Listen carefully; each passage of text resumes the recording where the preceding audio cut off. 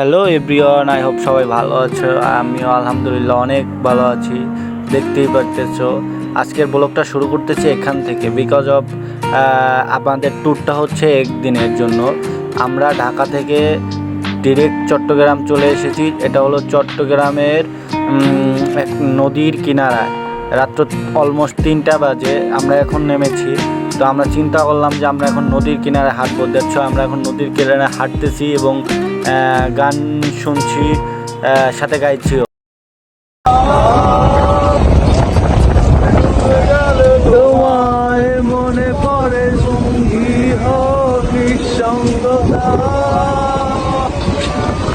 আমরা প্রত্যেকে এক্সাইটেড ছিলাম কখন পাহাড়ে উঠবো, কখন পাহাড়ের চূড়ায় গিয়ে মেঘের ছোঁয়া নেব।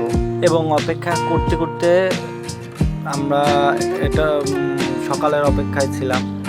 তো এবং অনেক এনজয় করেছি এখানটায় অনেক এনজয় হয়েছে। আমরা 4 জন ছিলাম, 3 জন ভাই আর একজন ফ্রেন্ড। সো এনজয়টা ছিল অন্যরকম, মেমোরেবল। এবং দেখতে দেখতে সকাল হয়ে গেছে, ওই যে সূর্যের আলো দেখা যাচ্ছে। এখান থেকে আমরা ডেস্টিনেশনে যাব এবং পাহাড়ে ওঠার প্রস্তুতি নিব। দেখা হচ্ছে হ্যালো এভরিওয়ান, কি অবস্থা সবার? আই হোপ সবাই ভালো আছো, আমিও খুব ভালো আছি।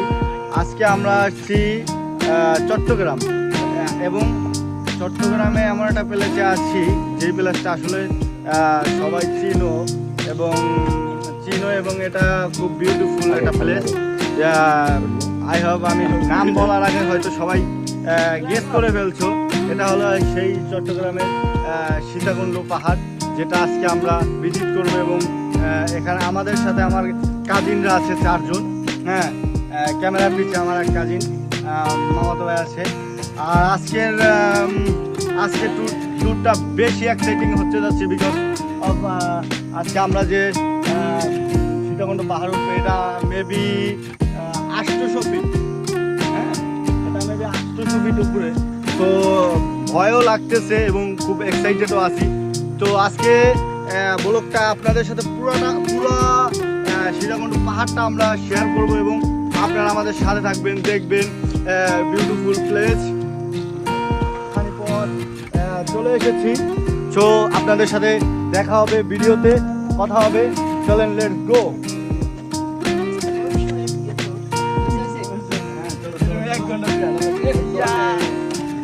আমরা যখন ওখানে গিয়ে পৌঁছেছি, ওই দিন রাত্রে প্রচুর বৃষ্টি হয়েছে এবং সকালেও অনেক সময় ধরে বৃষ্টি হয়েছে। দ্যাটস ওয়াই রাস্তার যে কন্ডিশন সেটা বলার মতো না, দেখতেই পারতেছেন। এবং সামনে হয়তো আরও বেশি রাস্তার কন্ডিশন খারাপ হবে।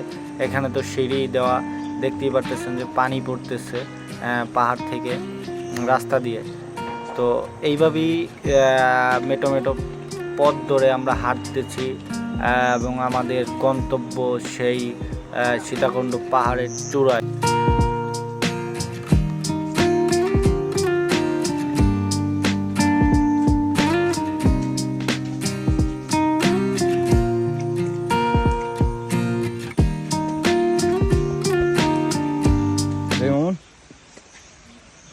কি অনুভূতি, কেমন?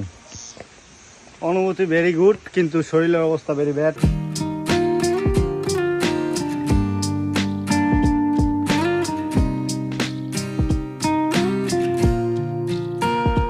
তোমরা যদি পাহাড়ে ওঠার রাস্তার দিকে খেয়াল করো তাহলে হয়তো দেখবা যে আসলে রাস্তার কি মারাত্মক কন্ডিশন, খুব পিছলা। এবং মেবি হয়তো অর্ধেক পথে উঠেছি, কিন্তু আমরা খুব টায়ার্ড হয়ে গেছি। এই জন্য আমরা আগে থেকে পানি নিয়ে আসছি, পানিতে সেলাইন দিচ্ছি এবং চাচ্ছি নিজেদেরকে একটু ফ্রেশ করার জন্য।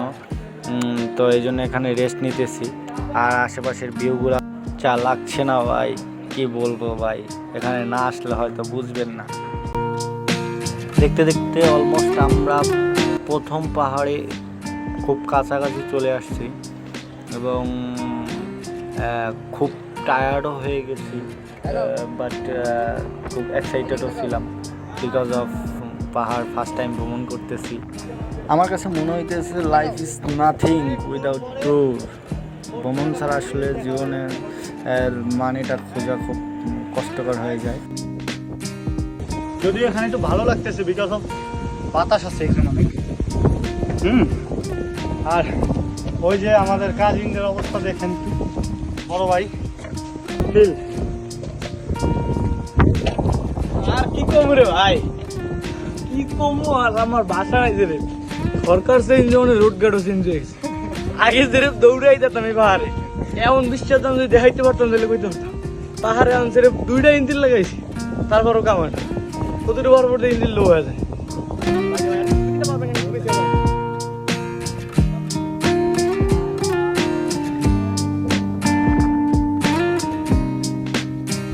অ্যান্ড গাইস, এখান থেকে শুরু হবে আমাদের সেই বড় পাহাড়ে যাওয়ার, যেটায় যাওয়ার জন্য আর কি মূলত আমাদের এই জার্নিটা শুরু করেছি।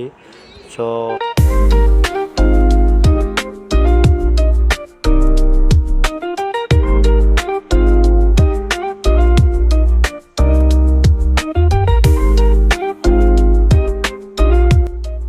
ভিডিও অনেক লম্বা হয়ে যাবে, দ্যাটস ওয়াই আজকের মতো এই ভিডিও এখানেই শেষ। দেখা হবে পরবর্তী কোনো ভিডিওতে। আরো একবার চলো ফিরে যাই, পাহাড়ের ওই বুকেতে দাঁড়াই, আকাশের হাতছানিতে সারা দিই, কি হবে না ভেবে